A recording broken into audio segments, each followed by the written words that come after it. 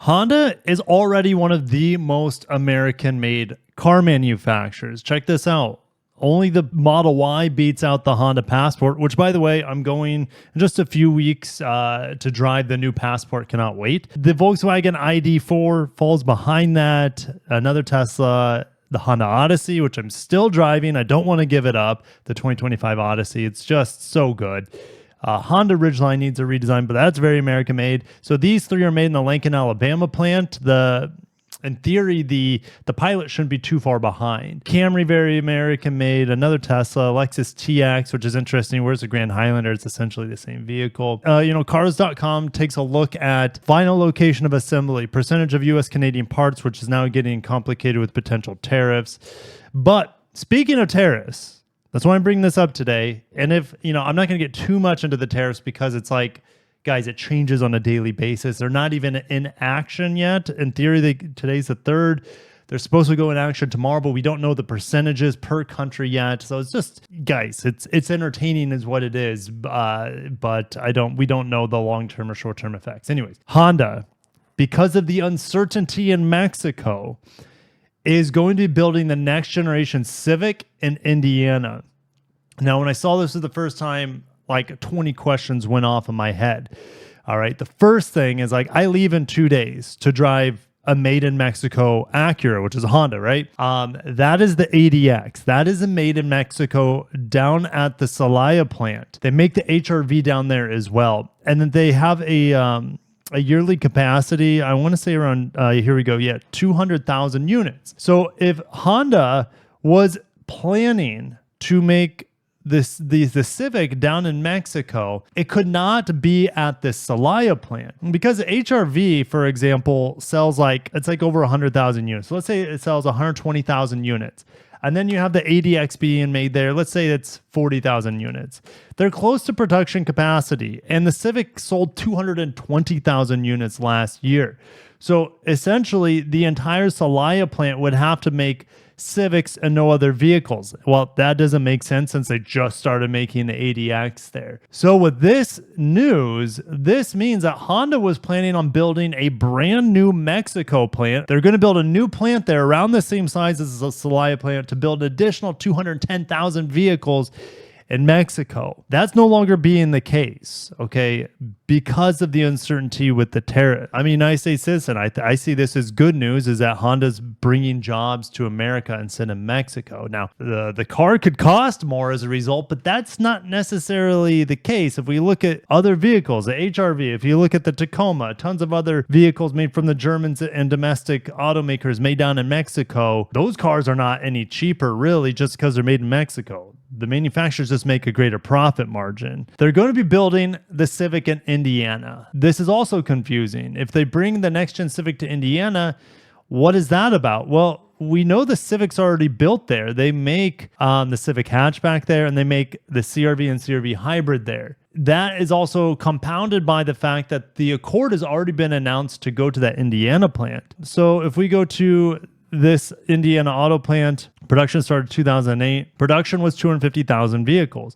Last year, Honda sold over 400,000 CRVs. You also have to keep in mind, I think Ontario is where they build the other CRV, or should I say additional CRV volume, have production capacity to build a next-gen Civic there. I mean, because you could say that this vehicle is being replaced by the Accord. Whenever the Accord goes over there, we don't know when the Accord.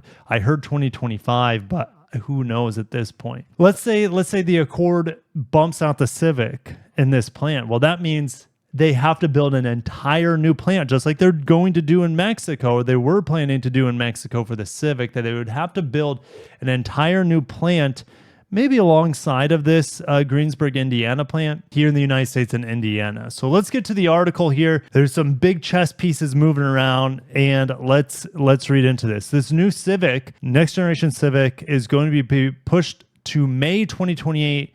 It was on the docket for November 2027. This news is coming out of Tokyo. So Honda's decided to produce this next-gen Civic hybrid. Interesting that it's hybrid. Is the next-gen Civic going to be hybrid only? don't count it out. I mean, look, the Camry's fully hybrid. We know how fun the next generation hybrids are going to be from Honda. We will really know when the Prelude comes out by the end of this year with this next gen hybrid, which has like rev matching, dual clutch simulation. I mean, the manual transmission disappearing could be very, very, very, very, very sad. Maybe they produce them in Japan. I don't know. All right. But anyways, they could still produce low volumes of manual transmission Civics at this plant where like 95% could be the Civic hybrid. All right. In the state of Indiana, instead of Mexico, to avoid potential tariffs on one of the top selling car models. The change underscores how manufacturers are scrambling to adapt to the U.S. Proposed 25% tariffs on goods from Mexico and Canada.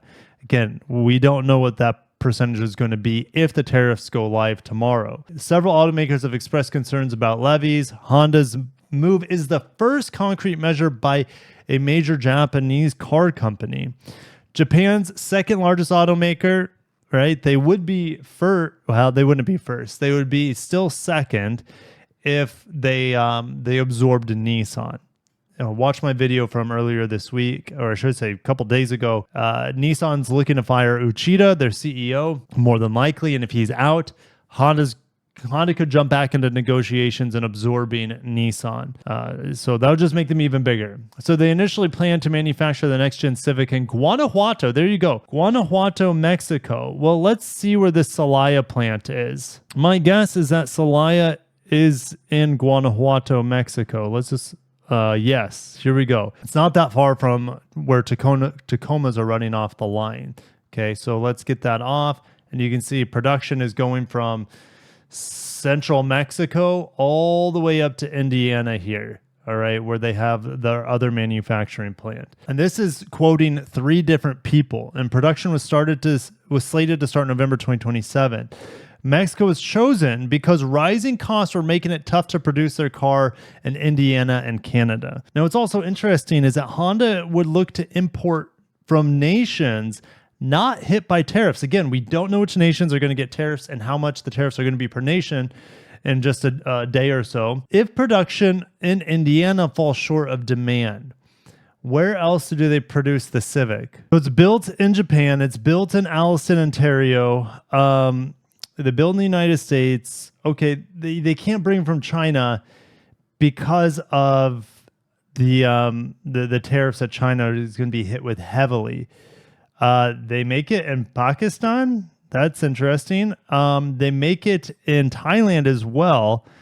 They make it in Malaysia. All right, so we have other countries they could bring it in from. Wow, this is getting pretty crazy. If the demand is higher than what Indiana can produce at 210,000, which it will initially, it'll take a while for this production volume to ramp up. Would they import them from Canada?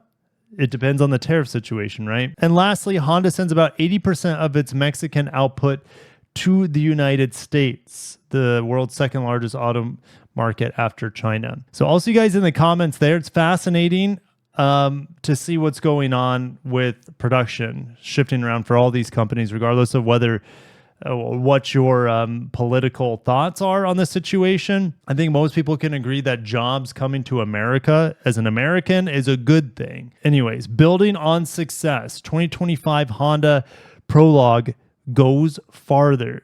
So the Prologue is getting not necessarily a refresh, but an update. You got to keep in mind the Prologue cannot be in production for that much longer because Honda is going to be building their C SUV in the EV hub in Ohio by the end of 2026. Actually, it'll be in beginning of 2026 when it goes online. So I'd say the Prologue got maybe a year, 2, 3 years at the most of production.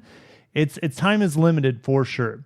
All right, so Prologue's top class EPA range is now 308 miles. The Prologue all-wheel drive models now deliver 300 horsepower and 355 pound-feet of torque. The Prologue is a best-selling non-Tesla vehicle in America in the fourth quarter of 2024, and pricing is unchanged for 2025. Well, the EV tax credit, we don't know when it's going to get completely thrown out the window. I'm surprised it's still in effect. These updates for me are meaningless because the artificial sound, pedestrian warning sound that this car makes is very loud and intrusive.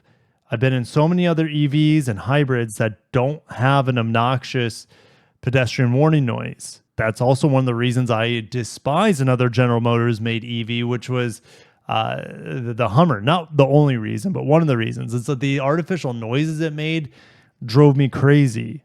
And the Hummer EV was an instant fail for me for a lot of different reasons, but the sounds didn't help. And if the Prologue was silent or relatively silent without that artificial pedestrian warning noise pumped into the cabin and pumped everywhere outside of the vehicle, I know they have to do it for legality reasons, but there's ways to do it where it's not annoying. There's so many manufacturers do that without annoying noise below 24 miles an hour. All right, so that's my rant on the Prologue. Outside of that, it's a pretty good EV. It looks cool. It's priced pretty well. It's packaged well, I think.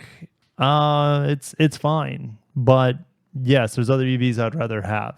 It's not like they made the charging faster. 150 kilowatts is still where it's at. You also have to keep in mind that Tesla superchargers are coming online at some point for this vehicle. I don't know if it's getting a NACS. I don't know if it's mentioned in here.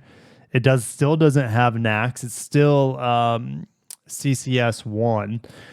Europe uses CCS 2. That's a standard that even Tesla applies over there. All right. So the front wheel drive models, the single motor front wheel drive models have got 8 more horsepower to 220 and 7 more pound-feet of torque. Is anyone going to notice these power differences? No. Is anyone really going to notice these range differences? Not really, but they're there. They're tangible. They're not really tangible. They are measurable, I guess, in best case scenario. But a heavy foot, it's not going to make a difference of a few horsepower and a few extra miles of range. It's good that they kept the pricing the same, but without the EV tax credit at some point this year, more than likely, it's tough. But Honda's selling a lot of them, and I guess that's a good thing for them. But last time I heard they were selling I think they were losing about $10,000, spending about $10,000 on incentives on this model to move it. Ugh. Also, you guys in the comments, what do you think about the Civic going from potential Mexico production to seemingly locked in Indiana production? And make sure to stay tuned. Just a couple days, I'm going to San Diego to drive the ADX from Acura.